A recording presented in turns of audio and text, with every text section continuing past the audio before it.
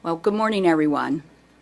We are here today to announce that the 49th Investigative Grand Jury has voted on and approved presentments for 5 individuals who have committed sexual abuse against children throughout Pennsylvania.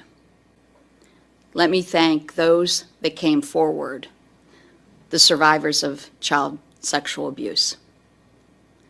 They had a courageous voice. They came and they told us what had happened to them. And they make our community safer. We would not be here today without them. These cases, as all of them are disturbing and sad. But this one, in particular, digs deeper. Because in this case, all of the defendants and all of the victims come from the same religious organization, the Jehovah's Witnesses. Some of these defendants even used their faith communities to prey upon the victims, and others had to look no further than their own families.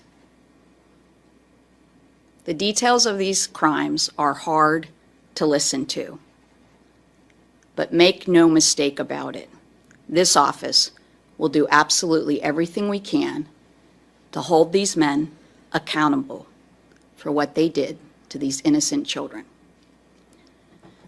I'd like to take you back to the beginning, to the background on this case. Some of you may recall that in October, this office announced criminal charges in 4 cases in 4 different Pennsylvania counties against 4 members of the Jehovah's Witness organization for sexual assault and exploitation of children. That investigation started as a resource referral from a local district attorney's office. And when we received it, we began to investigate that case and gather evidence. Through that investigation, we learned of several incidents of sexual assault committed by members of Jehovah's Witnesses congregation. After a 3-year investigation, hundreds of hours of grand jury testimony, and dozens of witnesses, we filed charges against those 4 individuals. And at that time, when we announced those charges against the 4 individuals, we asked for people to come forward, for anybody who had something similar like this happen to them, to reach out, to call our hotline and come to us. And many courageous survivors came forward and called the hotline. So as a result of our ongoing investigation and the individuals that reached out to us on our hotline, we are here today to announce these charges. Now I'm going to go through each case individually, but I really invite you to take the time to look at the presentments. They will be available to all of you, and they have more detail than I will recount this morning. Let me begin first with Mark Brown, 65, of Allegheny County. It is alleged that Brown repeatedly sexually abused 2 sisters for whom he was the legal guardian at the time. They were between the ages of 10 and 13 years old when this happened. They testified to being assaulted in the shower and other parts of the house that they shared with Brown when they were young girls. He threatened the older sister that if she did anything to stop him, or if she told anyone, he would sexually abuse her younger sister. When in reality, that was already happening. He was already doing that to her. She didn't know it. Brown is charged with aggravated indecent assault, endangering the welfare of children, and corruption of minors. The next case is Raymond Schultz, 74, of Beaver County. It is alleged that Schultz repeatedly sexually assaulted his own granddaughters when they were between the ages of 5 and 10 years old.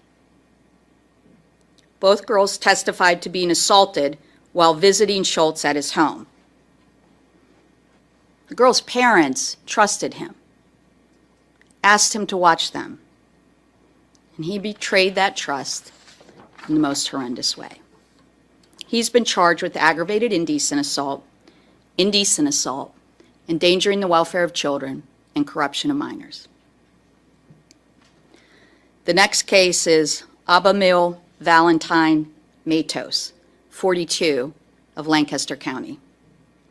It is alleged that Matos abused a 15-year-old girl who at the time was half his age, claiming that he intended to marry her. He met this victim in 2009 at a Jehovah's Witness event that brought together multiple congregations.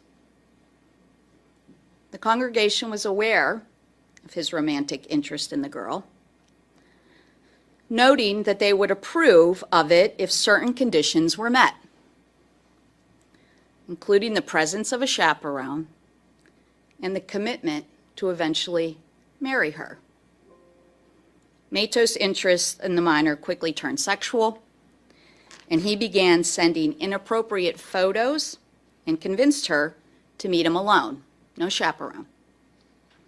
During these meetings, he sexually assaulted her. He's been charged with indecent assault, indecent exposure, endangering the welfare of children, and corruption of minor. The next case is Kevin Isevich, 51, of Butler County. It is alleged that he sexually assaulted a member of his family when she was just 9 years old. The victim recalled playing with her cousins when he pulled her into his bedroom and assaulted her.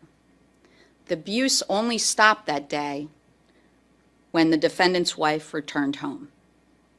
He's been charged with rape, aggravated indecent assault, endangering the welfare of children, and corruption of minors.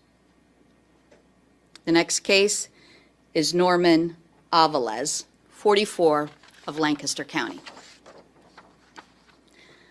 It is alleged that he sexually assaulted 3 minors who were between the age of 5 and 10 years old. He was an elder in the Jehovah's Witness congregation, which allowed him to build a rapport with members.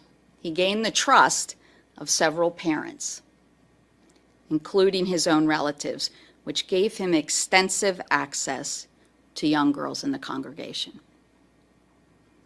He was trusted to babysit and even act as a guardian to one of his victims. The grand jury heard testimony from 2 of his victims that described that he groped their bodies and assaulted them. A 3rd victim testified to frequent unwanted touching, including groping. He has been charged with aggravated indecent assault, endangering the welfare of children, and corruption of minor. We have a duty to protect children in Pennsylvania. These children deserve a community where they can grow, play, learn, and pray, and not be preyed upon. Our office will never stop working to bring justice for those who have been victimized. We will continue to investigate and prosecute anyone who takes advantage and harms the most vulnerable in our society. We urge anyone who has any information about any of these cases or who has had a similar experience to reach out to us. Tell us what happened. We will be here. On a personal note, and because this is my first announcement of this nature, I want to underscore what I just said. It is my solemn pledge that I will be here to help survivors. Much of my career spent as a prosecutor prior to joining this office was focused on prosecuting those that sexually abuse children. I'm deeply aware of the impact these kind of cases have on the victims, have on the victim's family, and it is our duty to seek justice, to be their voice, to hold these individuals accountable so that they may have some hope of more moving forward in life. And so I say, again, to anyone with any information regarding similar allegations of sexual assault, I urge you to please contact our hotline, 888-538-8541. We will not hesitate to take action. Thank you. Sure. So from what I understand, Jehovah's Witness has its own internal judicial system. Have you investigated if they were aware of this, if they looked into it, and if so, will you be looking at the organization for any charges? This is an ongoing investigation. Any other questions? Yes. Can you speak to the nature of some of these individuals, as you said, were dealing with people in authority, or they thought were in authority, dealing with the fact that these are adults that obviously know what they are doing, but in some cases the children are dealing with people they think should be trusted or they don't know how to otherwise interact with? Well, I can tell you that unfortunately, as you probably know, in child abuse cases, it's very frequent that the individuals who prey on children do so in a way that they build trust with the adults around these children such that they trust them and allow them access, never imagining that actually they're predators. That's a frequent thing that we see in these cases. Yes? Were the two men from Lancaster County from the same congregation, the same group?